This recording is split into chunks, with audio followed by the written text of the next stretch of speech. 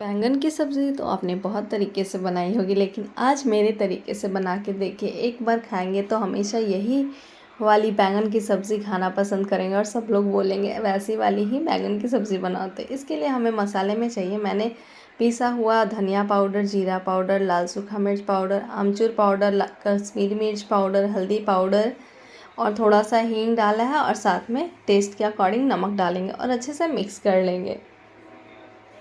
ये है हमारा स्पेशल मसाला जो हम लोग अपने बैंगन में डालने वाले हैं। तो ये लंबा वाला बैंगन हमें चाहिए, इसे हम 2 भाग में कट कर लेंगे। बिल्कुल इस तरह से गोल वाला बैंगन भंटा का हम लोग नहीं बना पाएंगे ये वाली रेसिपी, तो आपको इसी वाली बैंगन की बनानी होगी, लंबी वाली बैंगन की। तो 2 भाग में हम लोग बैंगन को काट लेंगे और काटने के बाद जैसे मैं इसको कट कर रही हूँ उसी तरीके से आप लोग इसमें कट लगाएंगे। एक बार आप इस तरीके से ज़रूर बैंगन की सब्ज़ी बना के देखिएगा, उंगलियां चाट चाट के सब लोग खाएंगे। तो हम इसको ऐसे बिल्कुल अंदर तक नहीं कट करना है, जैसे मैं दिखा रही हूँ ऐसे हमें इसमें कट लगाना है। तो ये देखिए, बनाने में भी बहुत आसान और खाने में तो 2 मिनट आपको ख़त्म करने में नहीं लगेंगे। तो जो हमने मसाला प्रिपेयर किया है उसमें इस बैंगन में हम लोग इसे स्टफ़ कर देंगे। अच्छे से सारे तरफ स्टफिंग कर लेंगे हम लोग मसाले से। बच्चे बड़े सबको ये रेसिपी ज़रूर पसंद आएगी, आप ज़रूर एक बार ट्राई करें। मैं बार बार बोल रही हूँ क्योंकि बहुत इजी है बनाना और उससे भी जल्दी आप लोग इसे ख़त्म कर लेंगे खा के। रोटी चावल जिसके साथ आप खाना चाहें उसके साथ खा सकते हैं। तो चलिए, सारी स्टफिंग हो गई है। अब कढ़ाई गरम करके आप अगर आप पैन में करना चाहें तो आप पैन में भी इसे बना सकते हैं। और ये देखिए, मैंने तेल गरम कर लिया था और उसमें मैं एक कढ़ाई में बना रही हूँ तो 2-2 करके डालूँगी, ठीक है। और साथ में हम लोग इस पे जो इसी में कढ़ाई में तेल है उसी से हम लोग ऑयलिंग कर लेंगे मसाले वाली साइड। हमने पानी नहीं मिलाया था तो ये सूखा हुआ मसाला है, तो इसीलिए हम लोग ऑयलिंग करेंगे कि ज़्यादा बिखरे नहीं मसाला इसमें से निकल कर। तो अच्छे से मैंने सब तरफ लगा दिया है ऑयल।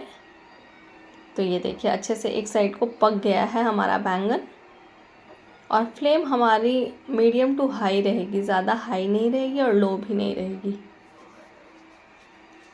तो हमारा बैंगन एक साइड से पक चुका है और अब हम लोग इसे आराम से पलट देंगे क्योंकि हमने ऑयलिंग की है तो ये मसाला इसमें से निकलेगा भी नहीं ज़्यादा।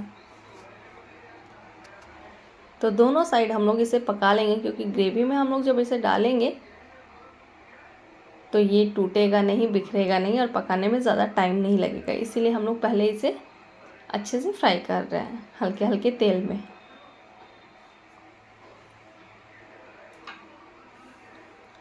ये देखिए, हमारा बैंगन पक चुका है तो अब हम लोग इसे निकाल लेंगे।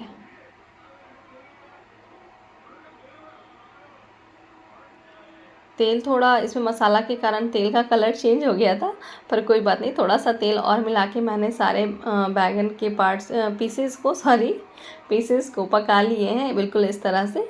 आप लोग भी ऐसे ही करेंगे। अब हम लोग चलते हैं ग्रेवी लगाने की ओर। तो थोड़ा सा गरम तेल में मैंने जीरा डाल लिया है, साथ में डालेंगे हम लोग थोड़ा सा सरसों और ये रहा कटा हुआ बारीक प्याज। तो हम लोग अच्छे से इसे ट्रांसपेरेंट होने तक भून लेंगे।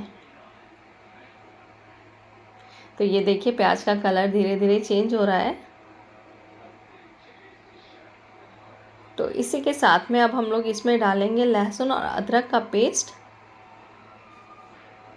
और इसे फिर थोड़ी देर के लिए भून लेंगे। अब हमारा मसाला पक चुका है, प्याज लहसुन अदरक। तो साथ में अब कटे हुए चॉप्ड टमाटोज़ डालेंगे, टमाटर डालेंगे। आप चाहे तो इसे ग्राइंड करके भी डाल सकते हैं और चॉप करके भी डाल सकते हैं।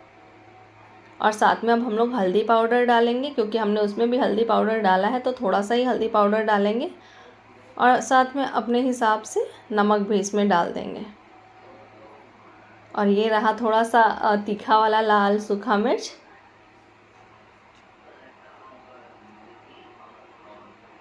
इसे हम अच्छे से भून लेंगे धीमी आंच पे। अब हमें पकाना था कि मसाला हमारे अच्छे से पक जाए। और अभी मैंने नमक डाला है, तो नमक डाल के हम लोग अच्छे से पका लें।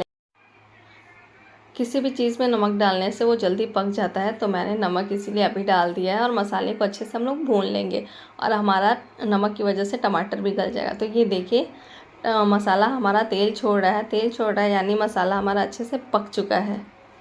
आपको अगर पहचानना हो कि हमारा मसाला पका है कि नहीं, तो आप बस ये देखिए कि जो मसाला हम लोग भून रहे हैं वो तेल छोड़ा है कि नहीं। तो चलिए, अब जो बचा हुआ हमारा स्पेशल मसाला है उसे हम लोग अच्छे से अपने पहले वाले मसाले में ऐड कर लेंगे और इसे अच्छे से भून लेंगे, बिल्कुल धीमी आंच पे थोड़ी देर के लिए। तो हमारा बिल्कुल रेडी है ग्रेवी बनने के लिए मसाला। तो इसमें हम लोग थोड़ा थोड़ा करके पानी डालेंगे, क्योंकि मैं ये सब्ज़ी को रोटी में खाने वाली हूँ, इसीलिए मैं अपनी ग्रेवी को थिक रखूँगी। अगर आपको चावल में खाना है या आपको पतली ग्रेवी पसंद है तो आप इसको अपने हिसाब से गाढ़ा या थोड़ा पतला भी कर सकते हैं। तो हमारा मसाला भी अच्छे से पक चुका है और साथ में हमारी ग्रेवी भी रेडी हो गई है बनके। तो जो हमने बैंगन को भुना था, अब एक एक करके हम लोग 1 से 2 मिनट के लिए इसमें डाल के पका लेंगे, ताकि अंदर में ग्रेवी थोड़ी सोक हो जाए।